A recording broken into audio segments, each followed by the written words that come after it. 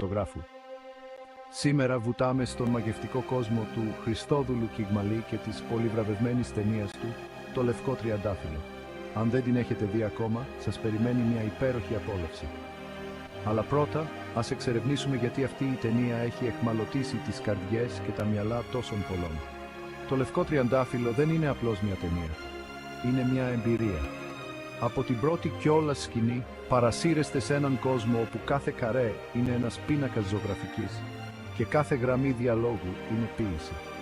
Ο Κιγμαλής έχει αυτή την απίστευτη ικανότητα να συνδυάζει την οπτική ομορφιά με τη βαθιά συναισθηματική απήχηση. Νιώθετε κάθε στιγμή, κάθε βλέμμα, κάθε ψίθυρο. Οι χαρακτήρες του είναι περίπλοκοι και πολυεπίπεδοι, ο καθένας με τα δικά του όνειρα, φόβους και κίνητρα. Δεν μπορείτε παρά να επενδύσετε συναισθηματικά στο ταξίδι τους. Ένα από τα στοιχεία που ξεχωρίζουν στην ταινία